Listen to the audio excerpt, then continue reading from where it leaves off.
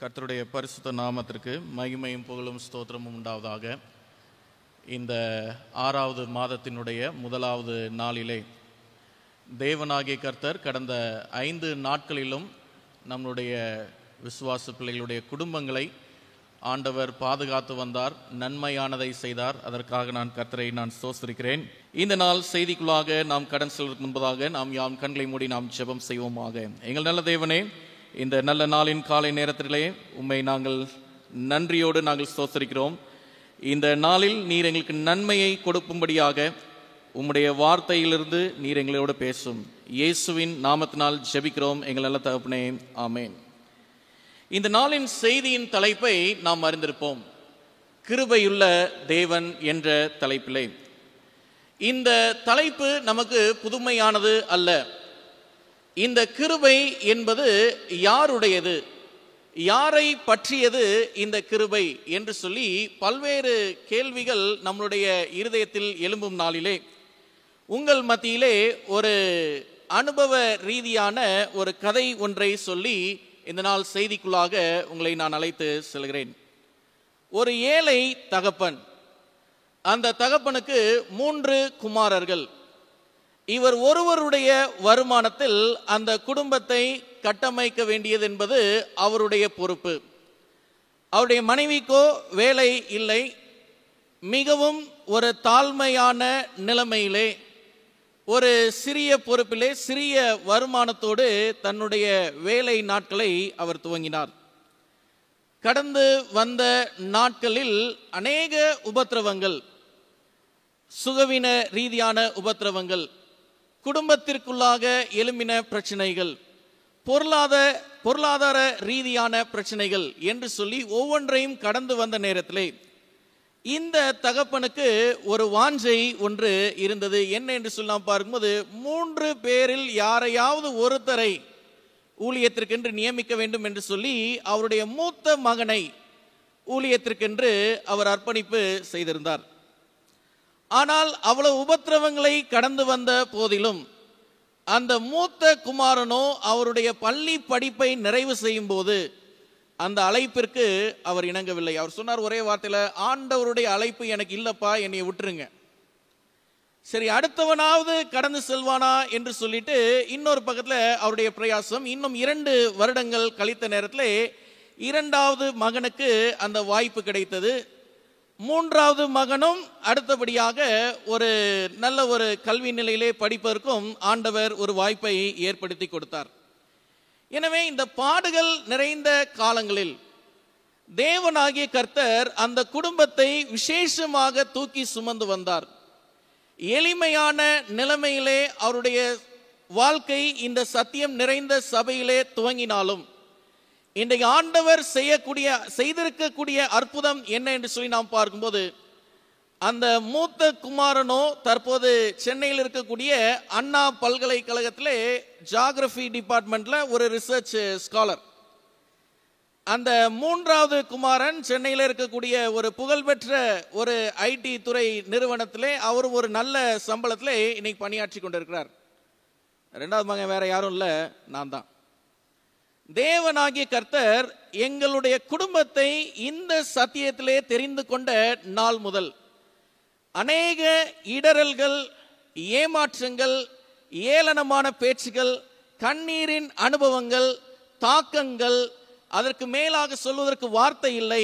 என்னுடைய தகப்பனும் இதே ஸ்தாபனத்திலே ஒரு வாசர் காவலனாக தன்னுடைய வாழ்நாட்டிலே துவங்கினார். வாசர் காவலன், பஸ் கண்டக்டர், இப்படிதான் அவருடைய வேலை. கடைசி ரிட்டையர்ட் ஆகும் போதும் ஒரு பஸ் கண்டக்டராக தான் அவர் ஓய்வு பெற்றார். எனவே இத்தனை காலங்களை கடந்து வந்தாலும் இந்த சபை மூலமாக என்னுடைய குடும்பம் ஆதரிக்கப்பட்டது. இந்த சபைக்கு என்னுடைய குடும்பம் இப்பொழுது ஆதரவாக இருக்க வேண்டும் என்ற ஒரு பாரத்தோடு ஆண்டவராயிருக்கிற இயேசு கிறிஸ்துவுக்கு அவருடைய முழு குடும்பத்திலிருந்து அவர் விலையேற பெற்ற மகனாய் நினைக்கக்கூடிய 2வது மகனை ஊழியத்திற்கென்று அர்ப்பணித்திருந்தார். தேவ ஜனமே, எதனால் இது நடந்தது? அவருடைய வேதனை மிகுந்த காலத்திலே ஆண்டவருடைய கிருபை கிருபை கிருபை அவர்களை ஒவ்வொரு நாளும் தாங்கினது. அவர் வெளிப்புறமாக அவர்கள் வாழ்ந்திருக்கிற வாழ்க்கையை குறித்து ஒருவேளை இங்க இருக்கக்கூடிய ஒரு சிலருக்கு தெரியலாம். ஆனா எங்களுடைய வீடுகளிலே நாங்கள் பார்த்திருக்கிறோம், அவர் கண்ணீரோடு ஜெபிக்கிறவர். நாங்கள் வேதனையில் இருக்கும்போது எங்களுக்காக கண்ணீர் விட்டு அழக்கூடியவர். வெளியில பார்க்கிறவங்க சொல்லுவாங்க, இவரா அழ போறாரு, இவரா உங்களுக்காக கண்ணீர் சிந்த போறாரு. இல்ல, அவர் அழுது எங்களுடைய கண்களுக்கு முன்பதாக நாங்கள் பார்த்திருக்கிறோம். அத்தனையிலும் அவருடைய கிருபை விளம்பினதற்காக நான் கர்த்தரை ஸ்தோத்திரிக்கிறேன். இந்த நாளிலும் நாம் வாசித்த இந்த வசனத்திலிருந்து நாம் கற்றுக்கொள்ளக்கூடிய பாடம் என்ன என்று சொல்லி நாம் பார்ப்பதற்கு முன்பதாக நாம் துவக்கத்தில் ஒரு சில வசனங்களை நாம் பார்ப்போம்.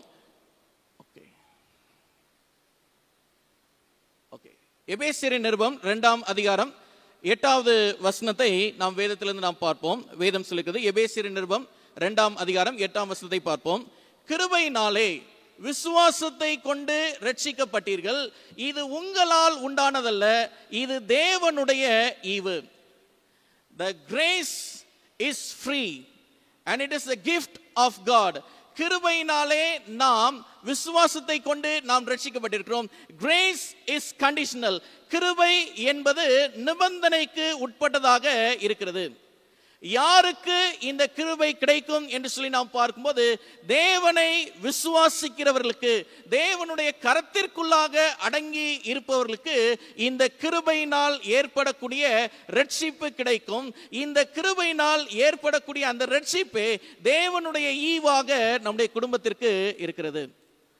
6வது மாதம் என்பது நம்ம எல்லாருக்குமே ஒரு அவசரமான ஒரு மாதம். ஒரு புதிய கல்வி ஆண்டின் துவக்கம், ஒரு அவசரமான மாதம். குறிப்பாக பொருளாதார ரீதியிலே அநேக குடும்பங்கள் பெரிய சவாலை சந்திக்கக்கூடிய மாதம் இது. ஆனாலும் ஆண்டவர் இந்த மாதத்திலே நமக்கு கொடுக்கக்கூடிய ஒரு நம்பிக்கை என்னன்னு சொல்லலாம் பார்க்கும்போது, அவர் கிருபையுள்ள தேவன். கிருபையினாலே விசுவாசத்தை கொண்டு ரட்சிக்கப்படுவதற்கு அவருடைய பரிபூர்ண ஈவை இன்றைக்கு நம்ம ஒவ்வொருக்கும் கொடுக்கிறவராக இருக்கிறார். இன்னொரு வசனத்தை பார்ப்போம், இதுக்கு அப்படியே கான்ட்ரடிக்ஷனா இருக்கும் பாருங்க. ரோமரின் நிருபம் 4ஆம் அதிகாரம் 4ஆம் வசனத்தை நாம் வேதத்தில் நாம் பார்ப்போம். ரோமரின் நிருபம் 4ஆம் அதிகாரம் 4ஆம் வசனத்தை நாம் வேதத்திலிருந்து நாம் பார்ப்போம். சரி, வேதம் சொல்லிருக்கிறது ரோமர் 4:4 இப்படியாக சொல்லிருக்கிறது, கிரியை செய்கிறவனுக்கு வருகிற கூலி கிருபை என்று எண்ணப்படாமல் கடன் என்று எண்ணப்படும். கிரேஸ் இஸ் என்ன சொல்லிருக்கிறது, இட்ஸ் a debt. அப்படி என்றால் அது கடன். கடன் என்றால் என்ன என்று சொல்லலாம் பார்க்கும்போது, அதை நாம் இரவலாக ஒரு பொருளோ இல்ல சிறு பணமோ நாம் வாங்கியிருந்தோம் என்றால் அதை நாம் திரும்பி கொடுக்க வேண்டும். When grace is free, grace is also called as a debt. இந்த இடத்துல அப்ப இந்த கிருபையை நாம் பெற்றிருக்கிறோம் என்று சொன்னால், இந்த கிருபையை நாம் மீண்டுமாக நாம் கொடுக்கிறவர்களாக இருக்க வேண்டும் என்று நாம் பார்க்கிறோம். தேவ ஜனமே, இந்த நாளிலே இந்த வசனத்தை நாம் பார்க்கும்போது ஆண்டவராய் இருக்கிற இயேசு கிறிஸ்து நமக்கு நினைவுபடுத்துவது யார் இந்த கிருபையை பரிபூர்ணமாக பெற்றவன் என்று சொல்லலாம் பார்க்கும்போது, ரோமரின் நிருபம் 4ஆம் அதிகாரம்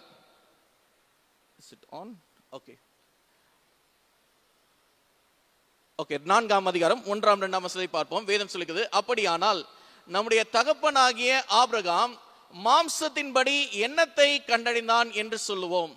ஆபிரகாம் கிரியைகளினாலே நீதிமானாக்கப்பட்டானாகில் மேன்மை பாராட்ட அவனுக்கு ஏது உண்டு, ஆகிலும் தேவனுக்கு முன்பாக மேன்மை பாராட்ட ஏதுவில்லை. அடுத்த வசனம் 3வது வசனத்தை பார்ப்போம். வேத வாக்கியம் என்ன சொல்லுகிறது? ஆபிரகாம் தேவனை விசுவாசித்தான், அது அவனுக்கு நீதியாக எண்ணப்பட்டது. Abraham believed God and hence he was saved. Abraham தேவனை விசுவாசித்ததினாலே அவன் கிருபையை பெற்றவனாக இருக்கிறான் என்று சொல்லி நாம் பார்க்கிறோம். இன்னைக்கு 3 முக்கிய பாடங்களை இன்னைக்கு நாம் பார்த்து நாம் ஆசீர்வாதத்தோடு நாம் கடன் செல்ல இருக்கிறோம். முதலாவது பாடம் கிருபையுள்ள தேவன் என்ற தலைப்பிலே நாம் பார்க்கக்கூடிய முதலாவது பாடம் என்னன்னு சொல்லலாம் பார்க்கும்போது, தகுதியானவனை தேவன் அழைப்பதில்லை, அழைத்தவரை தகுதிப்படுத்துவதே அவருடைய கிருபை. கிருபை என்ன செய்தான்? நம்மளை தகுதிப்படுத்துது. அப்ப தகுதிப்படுத்துவதே தேவனுடைய கிருபை என்று சொல்லி நாம் பார்க்கிறோம். ஆபிரகாமுக்கு ஒரு பேர் இருந்தது, ஆபிராம் என்று சொல்லி அழைக்கப்பட்ட அவர் தேராகின் குமாரனாக இருந்தார். மெசோபொத்தாமியா என்ற ஊர்ல விக்கிரக ஆராதனை வழிபாட்டை செய்து கொண்டிருந்த குடும்பத்திலிருந்து ஆபிரகாமை ஆண்டவர் அழைத்தார். அழைத்த வேளையிலே இந்த ஆபிரகாம் ஆண்டவருடைய அழைப்பிற்கு தன்னை இணங்கினவராக எல்லா விதமான கொள்கைகளையும் விட்டு கொடுத்து ஆண்டவர் சொன்னாரே என்று சொல்லி ஆண்டவரை பின்பற்றும்படியாக துணிந்தவர். தகுதியானவனை தேவன் அழைப்பதில்லை, அழைத்தவரை ஆண்டவர் தகுதிப்படுத்துகிறார். அதுதான் அவருடைய கிருபை. சரி, எப்படி அந்த தகுதி நமக்கு உண்டாகிறது? நம் வேதத்திலே ஒரு வசனத்தை பார்ப்போம். 2 கொரிந்தியரின் புத்தகம் 3ஆம் அதிகாரம் 5ஆம் வசனத்தை நாம் பார்ப்போம். வேதம் சொல்லுகிறது 2 கொரிந்தியரின் புத்தகம் 3ஆம் அதிகாரம் 5ஆம் வசனத்தை நாம் வேதத்திலிருந்து நாம் பார்ப்போம். ஓகே, எங்களால் ஏதாகிலும் ஆகும் என்பது போல ஒன்றை யோசிக்கிறதற்கு நாங்கள் எங்களாலே தகுதியானவர்கள் அல்ல. யாரான தகுதியானவர்களா? எங்களுடைய தகுதி யாரால உண்டாயிருக்கிறது? தேவனாலே உண்டாயிருக்கிறது. ஆண்டவர் இன்றைக்கு கிருபையுள்ளவர் என்பதை நிறைவேற்றுவதற்காக இன்றைக்கு ஆண்டவர் உங்களையும் என்னையும் இந்த 6வது மாதத்தினுடைய துவக்க நாளிலே தகுதிப்படுத்துகிறவராக இருக்கிறார். அது நம்மால் உண்டான தகுதி அல்ல, தேவனால் உண்டாகக்கூடிய தகுதி.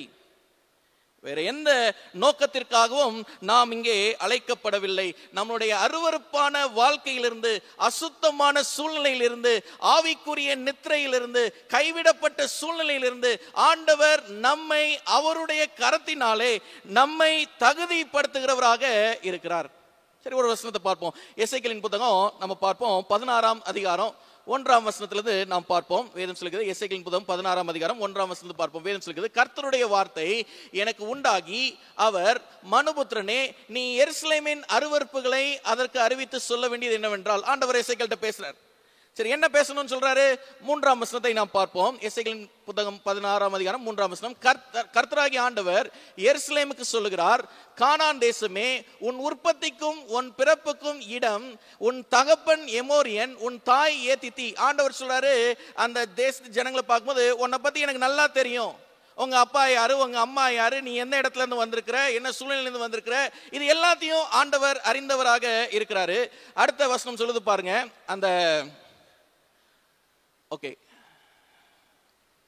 ஓகே 4ஆம் வசனம். ஓகே, உன் பிறப்பின் வர்த்தமானம் என்னவென்றால், நீ பிறந்த நாளிலே, நம்ம எப்படி இருக்கிறோம் பாருங்க, நீ பிறந்த நாளிலே உன் தொப்புள் அறுக்கப்படவும் இல்லை, நீ சுத்தமாவதற்கு தண்ணீரினால் குளிப்பாட்டப்படவும் இல்லை, துணிகளால் சுற்றப்படவும் இல்லை.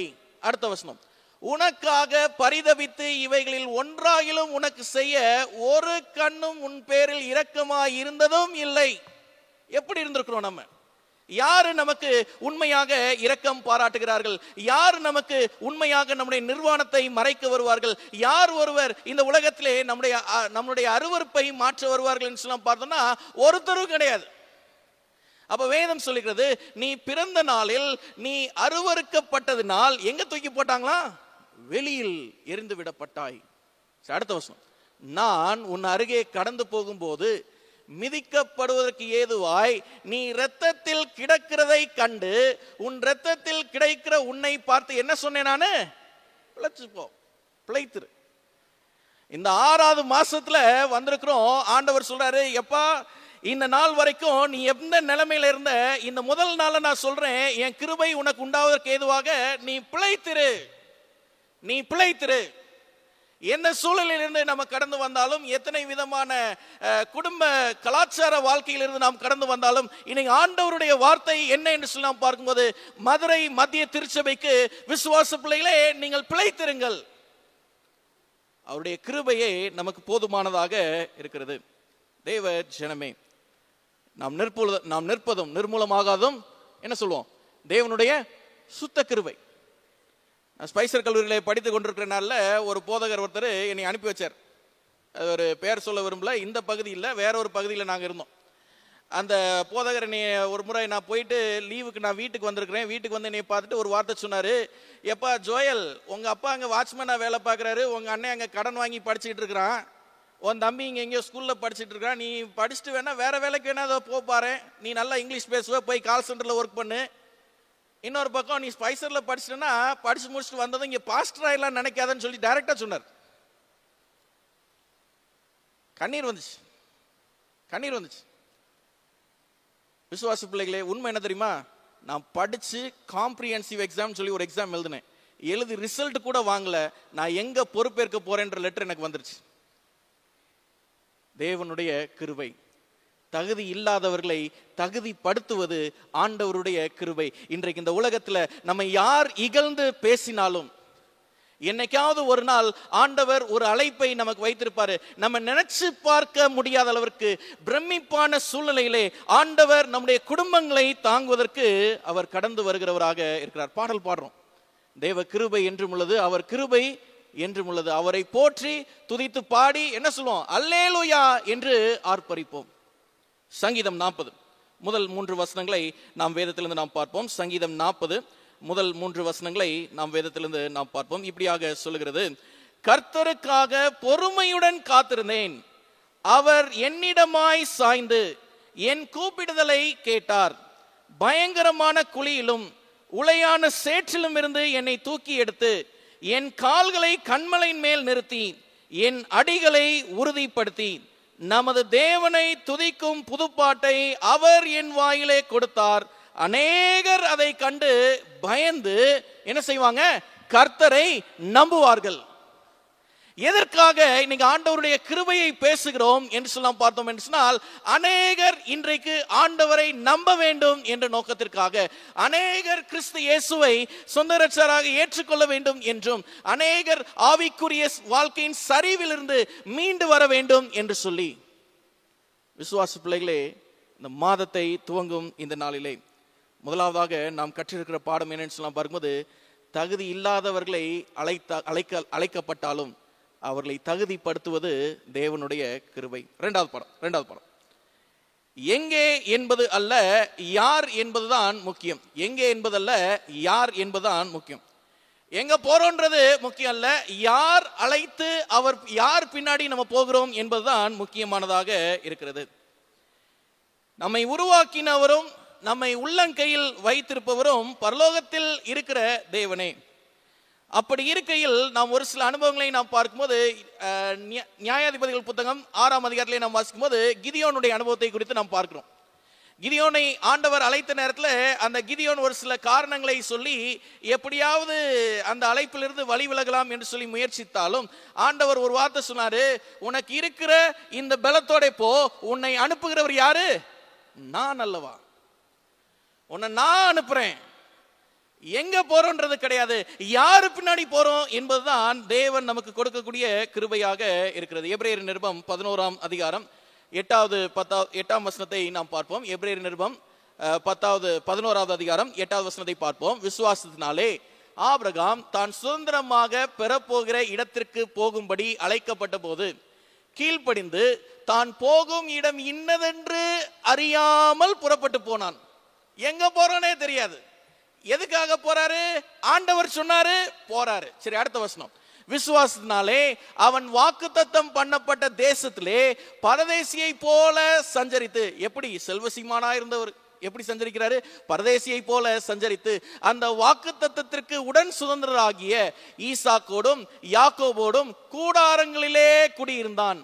ஏனெனில் தேவன் தாமே கட்டி உண்டாக்கின அஸ்திபாரங்கள் உள்ள நகரத்துக்கு அவர் என்ன செய்தாரு? காத்திருந்தார். எங்க போறோன்றது முக்கியம் இல்ல, யாரு பின்னாடி போறோம், அவர் எங்க கூட்டிட்டு போறாரு? அவர் என்னை பரலோகத்துக்கு கூட்டிட்டு போறதுக்காக இருக்கிறாரு. அவரே கட்டி உண்டாக்கின அஸ்திபாரங்கள் உள்ள அந்த நகரத்திற்கு போவதற்காக ஆபிரகாம் என்ன செய்தாரா? பொறுமையா காத்திருந்தார். What is grace? கிருபை என்றால் என்ன? பொறுமையாய் காத்திருப்பது. we have to wait. நம்ம காத்திருக்கணும். நமக்கு விரும்பினது வருவதற்கு நாம் காத்திருக்க வேண்டிய அவசியம் இருக்கிறது. ஜூன் மாதம் 1ஆம் நாளை நாங்கள் துவங்கினோம். எங்களுடைய கனவுகள், எங்களுடைய விருப்பங்கள் எல்லாம் நிறைவேறும் என்று இருந்தால், இன்னைக்கு ஆண்டவர் நமக்கு நினைவுபடுத்துவது, கொஞ்சம் காத்திருங்க, கொஞ்சம் காத்திருங்க. நெடுநாளாய் காத்திருப்பது இது இருதயத்தை என்ன செய்யும்? இளைக்க பண்ணும். விரும்பினது வரும்போதோ. அப்ப ஆண்டவராய் இருக்கிற இயேசு கிறிஸ்து இந்த மாதத்திலே நமக்கு நினைவுபடுத்தக்கூடிய இரண்டாவது பாடம் என்னன்னு சொன்னா பாரும்போது, அவர் கிருபையுள்ள தேவன். அவர் நம்மை எங்கே அழைத்து செல்கிறார் என்பது முக்கியம் அல்ல, நாம் யாரை பின்பற்றிருக்கிறோம் என்று சொல்வதுதான் முக்கியமானதாக இருக்கிறது. மூன்றாவது பாடத்திற்குள்ளாக நாம் கடந்து செல்வோம். யோசுவாவின் புத்தகம் 1ஆம் அதிகாரம் 9ஆம் வசனத்தை பார்ப்போம். வேதம் சொல்கிறது, நான் உனக்கு கட்டளையிடவில்லையா? பலன் கொண்டு திடமனதாயிரு, திகையாதே, கலங்காதே, நீ போகும் இடமெல்லாம் உன் தேவனாகிய கர்த்தர் உன்னோட கூட இருக்கிறார் என்றார் என்று நாம் பார்க்கிறோம். யோசுவாவின் புத்தகம் 1ஆம் அதிகாரம் 9ஆம் வசனம். இது நம்ம எல்லாருக்குமே தெரிந்த வசனம். என்ன பாடம்? 3வது பாடம் என்று சொன்னா பார்க்கும்போது, இருளில் தான் நீ வெளிச்சத்தை பார்ப்பாய். You will see the light amidst the darkness. எங்க வெளிச்சம் வரும் என்று சொல்லலாம் பார்க்கும்போது, இருள்ல தான் நமக்கு வெளிச்சம் தோன்றும். எங்கே நம்ம அழகான மின்னும் நட்சத்திரத்தை பார்ப்போம் என்றால், அந்த இருளில் தான் அந்த ஜொலிக்கின்ற நட்சத்திரத்தை நாம் பார்ப்போம். ஒரு பொன், அழிந்து போகிற பொன், அது ஒரு கொல்லனாலே உருவேற்றப்பட்டு அது வருவதற்கு பலவிதமான சோதனை கட்டங்களை அது கடந்து செல்ல வேண்டும். ஒரு இருளின் அதிகாரத்திற்குள்ளாக கடந்து செல்ல வேண்டும். அப்ப இன்னைக்கு தேவனுடைய பிள்ளைகளாக இருக்கிற நீங்களும் நானும் இந்த இருளில் தான் நாம் வெளிச்சத்தை பார்க்கிறவர்களாக இருக்கிறோம். ஜூன் மாதம் இந்த 2025ஆம் ஆண்டிலே ஒருவேளை நம்முடைய வாழ்க்கையிலே இருள் சூழ்ந்த மாதமாக இருக்கும் என்று சொன்னால், விசுவாச பிள்ளைகளே, இந்த இருள் சூழ்ந்த நாளிலே தேவனாகிய கர்த்தர் உங்களுடைய இருதயத்திலே வெளிச்சமாக உதிப்பார். அந்த நம்பிக்கையே நமக்கு உண்டான தேவ பலனாக இருக்கிறது. ஆபிரகாம் 100 வயதை எட்டினவனாக இருந்தார். அடுத்து இந்த சகரியா என்று சொல்லி ஒரு சகரியா என்று சொல்லி ஒருத்தர் இருந்தாரு. அவரெல்லாம் பரியாசம் பண்ணாங்க. அவருக்கு மனைவியாக எலிசபெத் இருந்தாங்க. ஆபிரகாமுக்கு ஆண்டவர் சொல்றது நிறைவேறுமா நிறைவேறுமா நிறைவேறுமா. ஆகார் என்று சொல்லி ஒரு பெண்மணி இந்த சாரால கொஞ்சம் கிண்டலும் பண்ணாங்க, சகரியாவையும் கிண்டல் பண்ணாங்க. ஆனா அந்த அனுபவத்தை பார்க்கும்போது, அந்த அவமானத்தின் மத்தியில் தான் அவங்களுக்கு என்ன செய்யப்பட்டது? ஆசீர்வாதம் கொடுக்கப்பட்டுச்சு. சகரியாவை பத்தியும் இந்த ஆபிரகாமை பத்தியும் நம்ம படிச்சோம்னா பயங்கரமான சூழ்நிலை கடந்து வந்தாங்க. விசுவாச பிள்ளைகளே, இந்த மாதத்தில் உங்களை ஏதாவது அவமானங்கள் சூழ்ந்திருக்கும் என்று சொன்னால், அவமானத்தின் மத்தியிலே தேவன் உங்களுக்கு வெளிச்சமாய் இருக்கிறவராக இருப்பார். இந்த நல்ல நாளிலுமாக நாம் இங்கிருந்து நாம் பிரிந்து செல்லும் போது, நிறைவு செய்யக்கூடிய தருவாயிலே இன்றைக்கு நாம் நினைத்து பார்ப்போம், நம்மளுடைய கிருபை அது தேவனுடையதாக இருக்கிறது. நாம் பெற்றிருக்கிற கிருபையிலே ஆண்டவர் நம்மை தகுதிப்படுத்துகிறவராக இருக்கிறார். தகுதியானவனை ஆண்டவர் அழைப்பதில்லை, அழைத்தவனை ஆண்டவர் தகுதிப்படுத்துகிறவராக இருக்கிறார். எங்கே போகிறோம் என்பது முக்கியமல்ல, யாரிடமாய் நாம் போகிறோம் என்பது நமக்கு முக்கியமானதாக இருக்கிறது. இருளில் தான் நாம் யாரை பார்க்க போகிறோம்? வெளிச்சத்தை பார்க்க போகிறோம். தேவ ஜனமே, இந்த நல்ல காலை நேரத்திலுமாக இங்கிருந்து நாம் கடந்து செல்லும் போது, இந்த மாதத்திற்குண்டான சமாதானமும், இந்த மாதத்திற்குண்டான தைரியமும், இந்த மாதத்திற்குண்டான தேவ பலமும் நம் ஒவ்வொருடைய இருதயத்திலும் பிரதியாய் தங்கியிருக்கட்டும். கர்த்தர் உங்கள் ஒவ்வொருவரையும் ஆசீர்வதித்து வழிநடத்துவாராக. எங்கள் தேவனே, எங்கள் ராஜனே, இந்த நல்ல நாளின் காலை நேரத்திற்காக உமக்கு நாங்கள் நன்றி செலுத்துகிறோம். காலைதோறும் உம்முடைய கிருபைகள் புதியதாக இருக்கிறது போல, இந்த நாளில் உம்முடைய முகத்தை பார்க்கும்படியாக வந்திருக்கிற ஒவ்வொரு பிள்ளைகளையும் உடைய கரத்திலே நாங்கள் ஒப்புக் கொடுக்கிறோம். தேவரீர் கடந்து வந்த 5 மாதங்களிலே எத்தனை உபத்திரவங்கள், எத்தனை வியாதி பிணிகள், எத்தனை போராட்டங்கள், எத்தனை மன உளைச்சல்கள், எத்தனை பாரங்கள் என்று சொல்லி அநேக பாடுகளின் மத்தியிலே கடந்து வந்திருந்தாலும், இந்த 6வது மாதத்தினுடைய துவக்கத்திலே பரலோகத்தின் தேவன் எங்களோடு இருக்கிறார் என்ற நம்பிக்கையின் செய்தியை கேட்டு கடந்து செல்கிற ஒவ்வொரு பிள்ளைகளையும் நீர் ஆசீர்வதிக்கும்படியாய் நாங்கள் ஜெபிக்கிறோம். ஆண்டவரே, இந்த நாளிலும் வந்திருக்கிற ஒவ்வொரு பிள்ளைகளையும் பரலோகத்தின் தேவன் நீர் கண்ணோக்கி பார்த்தருளும். அவருடைய இருதயத்தின் பாரங்களை அறிந்திருக்கிற தேவன், இந்த இடத்தில் அவர்கள் ஜெபிக்கையிலே அவருடைய சரீரத்தில் ஏதாவது சுகவீனம் இருந்தால் ஆண்டவருடைய வல்லமையினாலே அவைகள் எல்லாம் சொஸ்தமாக்கப்படுவதற்கு இப்பொழுதே நீர் இறங்கும்படியாய் நாங்கள் ஜெபிக்கிறோம். ஆண்டவரே, இன்னுமாக ஆண்டவரே, இங்கு முழங்கால் படிட்டு இருக்கிற பிள்ளைகளிலே யாராவது மன போராட்டத்தோடும் மன பாரங்களோடும் ஒரு சில மன வேதனைகளோடும் இந்த இடத்தில் இருப்பார்கள் என்று சொன்னால், பரலோகத்தின் தேவன் அவர்களுக்கு உலகம் தரக்கூடாத சமாதானத்தை கொடுத்து நீர் அவர்களை தாங்கும்படியாய் நாங்கள் ஜெபிக்கிறோம். ஆண்டவரே, வர தடைப்பட்ட பிள்ளைகளையும் இந்த ஜெபத்திலே நாங்கள் நினைக்கிறோம்.